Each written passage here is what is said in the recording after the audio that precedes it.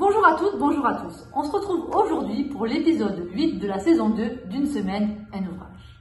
Et aujourd'hui, je suis ravie d'accueillir Madame Halimi Élise qui va se présenter. Élise, s'il te plaît. Bonjour à tous, je me présente, je suis Élise Halimi, je suis assistante sociale depuis plus de 10 ans dans le service du professeur Lançon.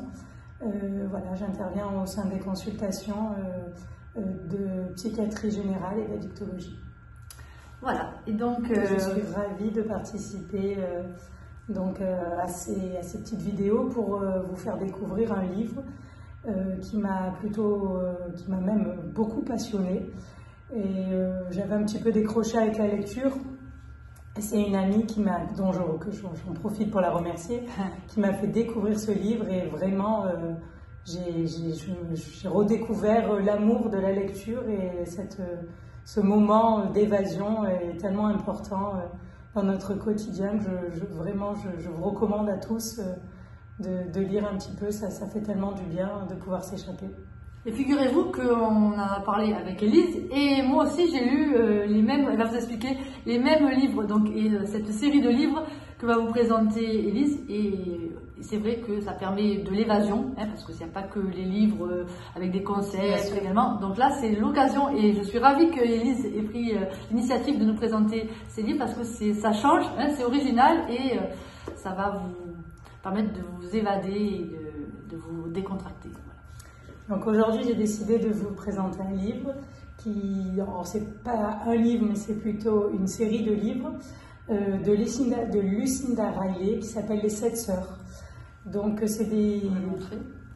Voilà, vas-y. Donc Lucinda Riley a écrit Les 7 sœurs en 8 tomes. Dans chaque tome, vous pouvez découvrir la vie d'une des sœurs. Je vous expliquerai après un petit peu l'histoire. Donc ces livres ont commencé à paraître entre 2014 et 2023.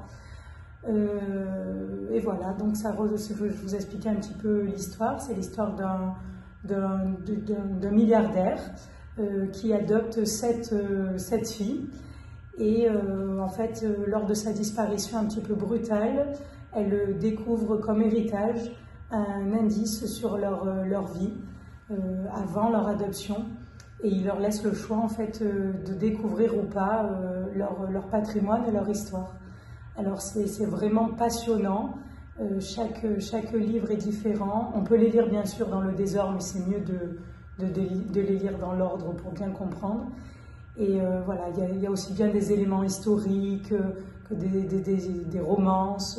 Voilà, ça touche un petit peu tous les sujets et on vit chaque histoire d'une manière différente.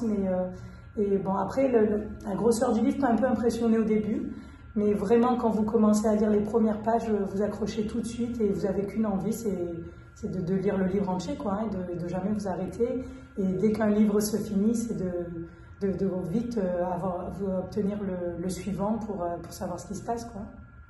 Et le thème principal dont tu m'avais parlé de ce livre, c'est un thème qui t'a intéressé, c'est l'adoption. Bien sûr, l'adoption, exactement. C'est fantastique de voir que même si chacune des sœurs découvre sa vie, de ce lien qu'elle conserve tout au long de la série. Et voilà, et je trouve ça super touchant, même si chacune a découvert son patrimoine, leur vraie famille, entre guillemets, etc. On sent que vraiment elles restent unies et ce lien est formidable, quoi. Eh bien, très bien. Je te remercie, Élise, pour ce conseil de lecture qui, je l'espère, vous passionnera autant que nous. En attendant, donc on vous remercie Merci à tous pour votre attention. On vous souhaite une bonne semaine et de belles belles lectures. Au revoir. Au revoir.